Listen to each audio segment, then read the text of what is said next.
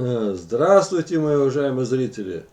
Сегодня на своем канале выпустил ролик, где Ильхам Алиев предупреждает Москву. Раскрыта давняя игра Путина. Сейчас немножко еще зачитаю, тут пару строчек объясню, в чем дело. Вот, Путин с Варданяном улыбаются, в хорошем настроении. В общем, были переговоры президента Азербайджана Ильхама Алиева со специальным посланником ЕС Дирком Шубелем, и там обозначили серьезные политические подвижки. Ильхам Алиев, да, заявил, что, мол, Путин играет в нечестные игры, свои, которые, кстати, это очень плохо для Азербайджана.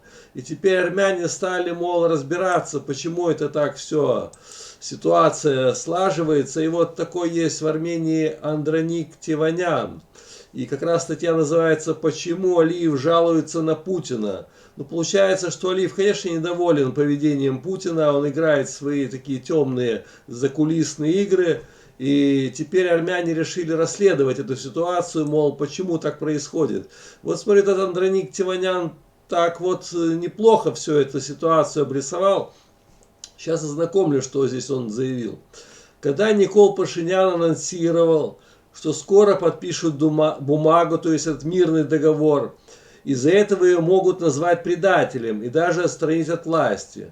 Он имел в виду касающийся армяно-азербайджанских отношений так называемый Вашингтонский документ.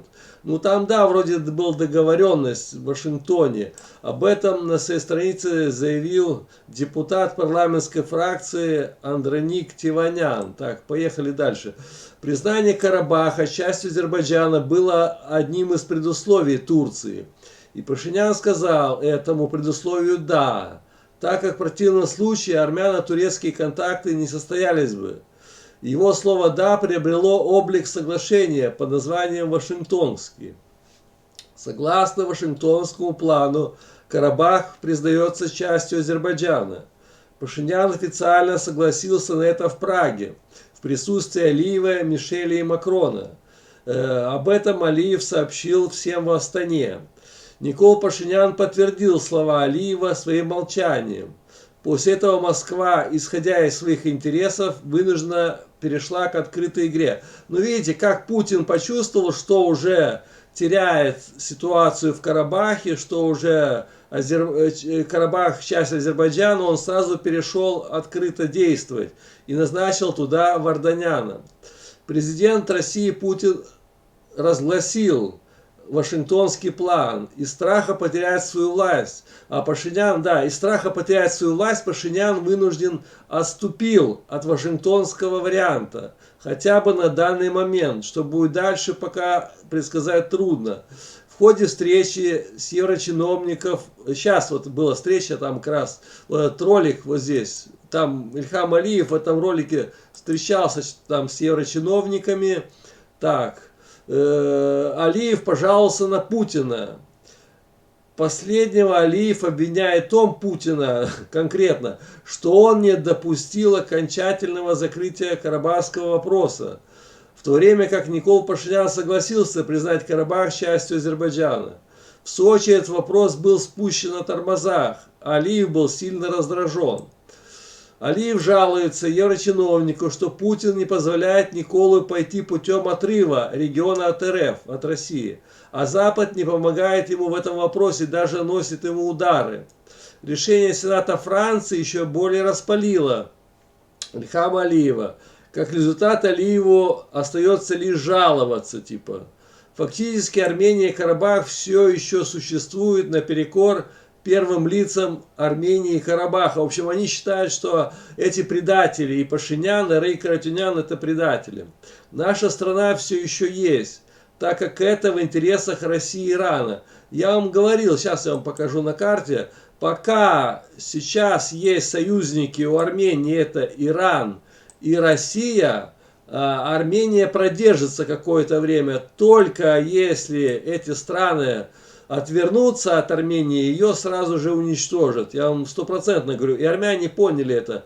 пока в Иране власти этих мул правят там, они будут 100% поддерживать Армению, так им нужен коридор, выход на Россию. И эта территория им не уступит ни за что они Зангезур, Азербайджан. Будет война за Зангезур здесь. Эти мулы, они настроены решительно, угрожают оружием каждый день. Азербайджану, Турции учения проводят. А Россия тоже как бы за Пашиняна играет свои игры тоже. Понимаете, вот такая есть ситуация. Азербайджан с Турцией воюют с Ираном и Россией. Получается такой крест-накрест. И вот, что еще он заявил туда. Наша страна, Армения, держится еще, так как это в интересах России и Ирана. Кроме того, это обусловлено также острым системными ценностями, противоречиями Запада. С одной стороны, Турция и с Азербайджаном. Ну да, Запад с одной стороны, а Турция и Азербайджан с другой стороны. Все правильно. Констатировать все это приходится с прискорбием, так как мы продолжаем позориться на весь свет. Всем нам должно быть стыдно за то, что армянский народ предстает миру от лица Никола Пашиняна и Рейка Ратюняна, отмечает депутат. Все правильно, они считают конкретно Пашиняна и Ратюняна предателями, которые хотят сдать и Армению, и Карабах. А этот Теванян понял план, как бы, все, что должно было произойти, но сейчас, понимаете, все, карты спутал Пашинян.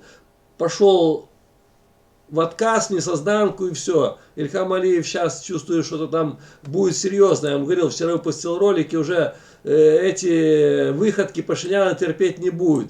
А понимаете, сейчас там этот Варданян уже под прикрытием Путина начал поднимать голос против Ильхама Алиева. Конкретно говорит: а вы что нам сделаете? А ничего, у нас Путин, у нас миротворцы. Если что, Путин нам поможет, Путин с нами. Понимаете, какая ситуация складывается интересно? Так, ну и вот дальше, что еще? Россия стала запускать беспилотники Орланы в Карабахе, азербайджанцы его приземлили. Так, вот на фотографии российский беспилотник стали шпионить за вооруженными силами Азербайджана. Накануне в Карабахе подразделения войск радиоэлектронной борьбы Азербайджана приземлили беспилотник российского производства Орлан-10. В общем, готовятся уже, видите, стали беспилотники российские сбивать.